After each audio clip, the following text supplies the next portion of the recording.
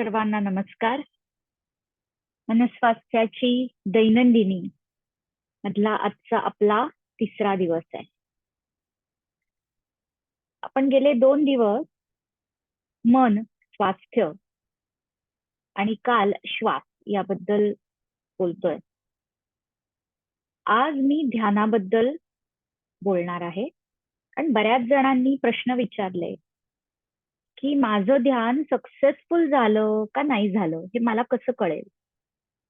तर त्याचं उत्तर असं आहे की अनसक्सेसफुल ध्यान असं काही नसतं. जे ध्यान आपण केलेलं नाही ते अनसक्सेसफुल असं आपण म्हणू शकतो. त्यामुळे जर का आपण ध्यानाला बसलो तर याचाच अर्थ असा आहे की ते ध्यान सक्सेसफुल झालंय. तर एक छोटस उदाहरण घेऊन आपण ध्यान म्हणजे काय आणि त्याची प्रक्रिया काय असते हे जाणून घेऊ शकतो. एखादं खट्याळ वासरू असतं, ते सारखं इकडे तिकडे फिरत असतं आणि मग कोणाला तरी जाऊन त्या खटाळ वासराला येऊन पुन्हा एकदा खुंटीला बांधून ठेवावं लागतं. असा विचार करूयात, एक खुंटी आहे, खांब आहे आणि त्याला एक दोरी आहे आणि त्या दोरीला वासरू बांधलेला आहे. मग त्या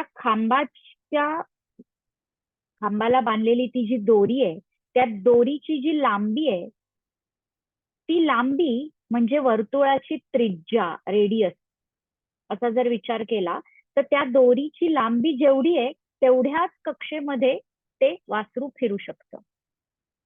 ओके नाही, म्हणजे ते वासराला फिरण्यापासून बंदी आहे का? तर नाही. म्हणजे त्या वासराला असं वाटतंय की हा चला मला फिरता येत आहे, पण त्याला वाटेल तिकडे नाही जाता येते. दोरीनी त्याला बांधलेलं आहे आणि एका खांबाला बांधलेलं आहे. मग तो खांब तर स्थिर आहे, तो खांब कुठेही नाही हलणार. हलणार काय आहे? दोरी. आणि त्या दोरी जिथे नेऊ शकेल तेवढ्या कक्षेमध्ये ते वासरू हलणार आहे. हा, आता असा विचार करूयात की हा जो खांब आहे तो खांब म्हणजे मी काल सांगितलं होतं तो आलंबन आहे, अँकर आहे. मग तो आपल्या ध्यानाचा विषय म्हणजे आत्तापुरता आपला श्वास. हा, आणि ती दोरी आणि त्या दोरीला बांधलेलं वासरू, मग ते वासरू खट्याळ म्हणजे आपलं मन, त्याला इकडे तिकडे इकडे तिकडे सगळीकडे जायचंय अशी इच्छा आहे. पण त्या ध्यानाच्या प्रक्रियेने आपण त्या वासराला फिरण्याची मुभा तर देतोय, पण हळूहळू हळूहळू हळूहळू हळूहळू आपण ती जी दोरी आहे त्या दोरीची लांबी कमी कमी कमी कमी कमी कमी करत जाणार. म्हणजे आता कदाचित असं होईल की मी सांगतेय श्वासाकडे बघा, श्वासाकडे बघा, श्वासाकडे बघा. परत वेगळे विचार येत आहेत. खूप वेळाने 2, 4, 5 मिनिटांनी आपण पुन्हा श्वासाकडे येत आहे. पण सरावानी हळूहळू असं होईल की मन इकडे तिकडे भरकटून श्वासाकडे येण्याचा जो कालावधी आहे तो हळूहळू हळूहळू कमी होत जाईल. आणि मग आपण म्हणतो की ध्यान लागलं, म्हणजे मी जो विषय ठरवलाय ध्यानात त्यावर मी लक्ष केंद्रित करू शकले किंवा शकलो. ही झाली ध्यानाची प्रक्रिया अगदी सोप्या भाषेमध्ये. अजून 1-2 शंका होत्या, प्रश्न होते, त्याची उत्तरं देते. की ज्या वेळेला मी श्वासाकडे बघते किंवा बघतो त्यावेळेला मला माझा श्वास जाणवतच नाही. जेव्हा मुद्दाम दीर्घ श्वसन केलं जातं तेव्हाच जाणवतो. अगदी साहजिक गोष्ट आहे, याच्यामध्ये अयोग्य, चुकीचं असं काहीच नाहीये. कारण जेव्हा आपण शरीर स्थिर करतो त्यावेळेला एनर्जीची गरजच नसते शरीराला. हालचालींसाठी एनर्जी लागते ना. जर शरीर स्थिर असेल तर खूप मोठ्या प्रमाणावर एनर्जी निर्माण करण्याची गरजच नाहीये, कारण त्याची शरीराला गरज नाहीये.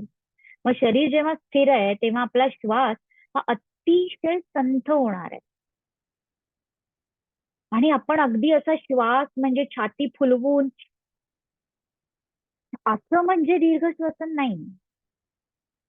दीर्घ श्वसन याचा अर्थ संथ श्वसन हे फक्त पोटामधून होतोय. आपलं पोट श्वास घेताना पुढे येतं आणि श्वास सोडताना पोट आतमध्ये जातं. आपली छाती जर हलत असेल तर याचा अर्थ आपलं श्वसन उथळ आहे. ते दीर्घ नाही, ते खोल नाहीये. दीर्घ याचा अर्थ फक्त लांब असं नाहीये, ते खोल सुद्धा असलं पाहिजे. मग त्या श्वसनाला जी खोली येते, ती खोली म्हणजे आपलं पोट. आपलं पोट श्वास घेतल्यावर पुढे झालं गेलं पाहिजे आणि श्वास सोडल्यावर ते मागे आलं पाहिजे. हे जे उदर श्वसन ज्याला म्हणतात, तिथपासून या खोल श्वसनाला सुरुवात होते. आणि जेव्हा आपलं शरीर स्थिर होतं, श्वास संथ होतो, तेव्हा तो सटल सुद्धा होतो. सटल याचा अर्थ सूक्ष्म, म्हणजे तो आपल्याला जाणवेनासा होतो. आणि जर तो जाणवत नसेल तर काही हरकत नाही, आपली जाणीव आपण अजून सूक्ष्म करूयात, जेणेकरून त्या श्वासाचं सूक्ष्म अस्तित्व आपल्याला जाणवेल. किंवा माझा श्वास सूक्ष्म झालाय याची जाणीव ध्यानामध्ये होणं, त्याचं निरीक्षण करणं म्हणजे सुद्धा ध्यान होणं. त्यामुळे ध्यानाचं उद्दिष्ट काय आहे? जे जे होतंय त्याचं निरीक्षण करणं. काहीही बदल करण्याची गरज नाहीये. मुद्दाम खूप फोर्सफुली श्वास घेणं गरज नाहीये. मुद्दाम श्वासाचा आवाज काढणं त्याचीही गरज नाहीये. जे नैसर्गिकरित्या होतंय तेच आपण ध्यानामध्ये मुद्दाम ऑब्झर्व करतो, त्याचं निरीक्षण करतो. कारण ध्यानाच्या आपल्या ऑडिओ क्लिप्स मध्ये जे जे वर्णन आहे ते आपल्याला करायचं नाहीये, ते घडवून नाही आणायचंय, ते होतच आहे.